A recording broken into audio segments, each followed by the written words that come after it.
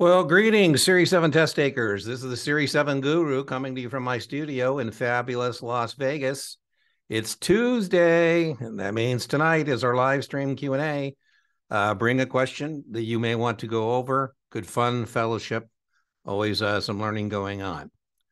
We are getting all kinds of requests. I guess people are coming back from Thanksgiving with hitting the books and doing their practice questions.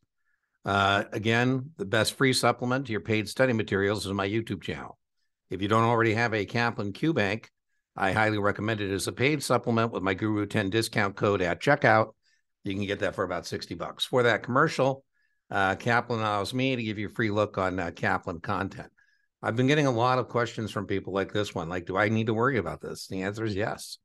I mean, so this is Kaplan QID 1283048. This is a straddle with different strike prices known as a combination. And so first thing you have to be able to identify is that you are long two different type of contracts.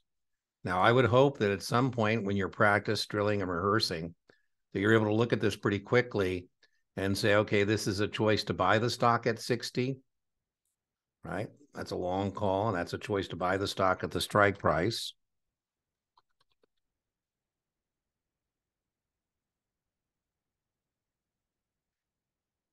And for that choice, I paid, what, 4.5. And then I'm hoping you're able to look at, let's fix that choice. I'll put that in, well, we'll put it in red for dollars out, right? And then I also have a choice to sell the stock at the strike price, and the strike prices are different. And when the strike prices are different, that's called a combination. You wouldn't do anything differently than you would do for a straddle. You know, there are 4 things you should be able to do as a test taker on a straddle or a combination. Is you should be able to identify the position. A straddle or a combination is long 2 different type of contracts or short 2 different type of contracts. The second thing you should be able to do once you've identified it is calculate the break-evens. On the Series 7, this is the only option strategy that has 2 break-evens. You're going to have an upside break-even. That's going to be strike price plus total premium. That's going to give us our upside break-even.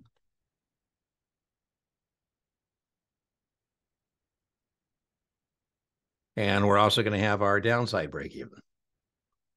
Strike price minus total premium. XP means strike price.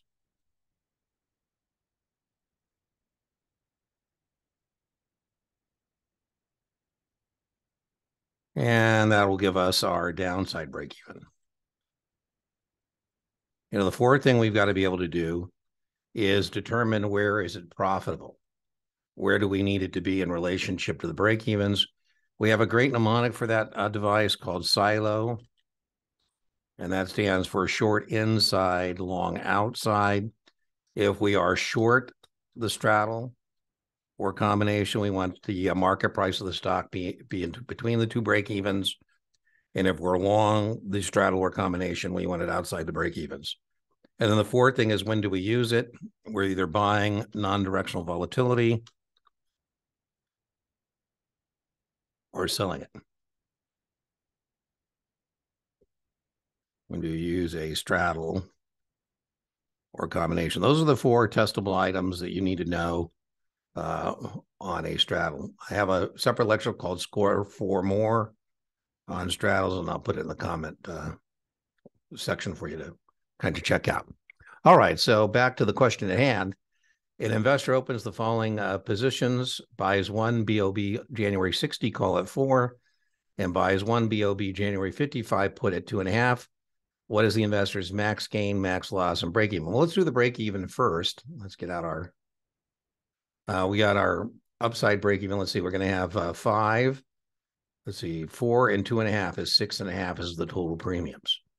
So we're going to take a strike price of 60 plus the total premiums of 6.5 to give us our upside break even. I'm getting the 6.5 by adding the 4 and the 2.5, and that gives me my upside break even of 65.5. 5 Let's put that there.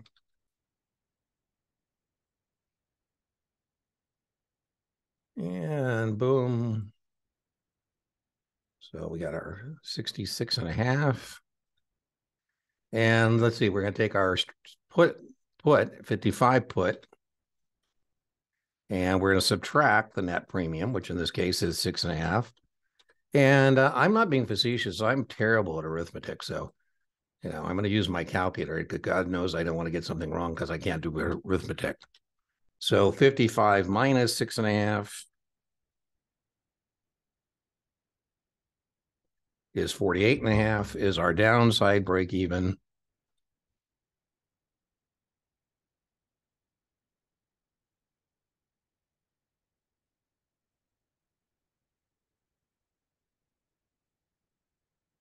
Come on, Dean.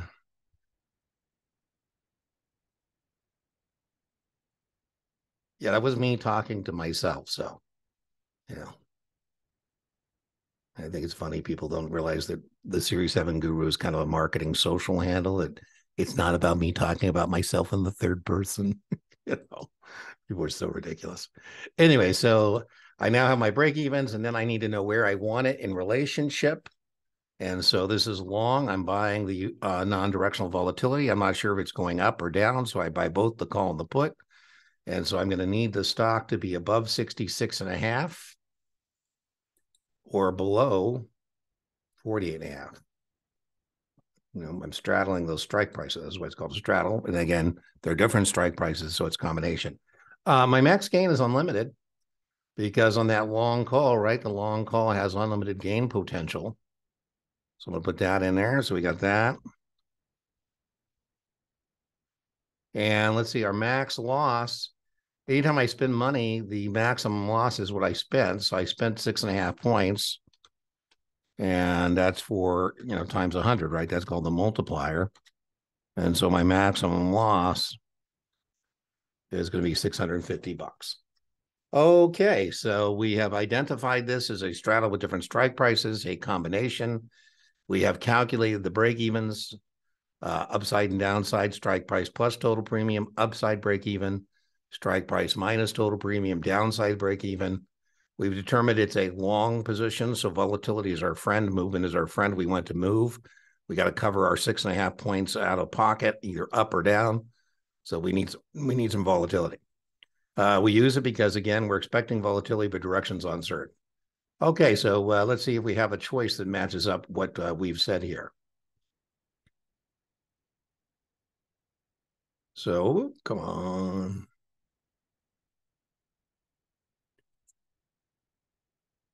Maximum gain is unlimited. Maximum loss is 650. And the break even is 48.5 and 66.5. And I think that's what we have indeed. Let's see, is that what we had? Yep, that's what we have. So hope that was helpful.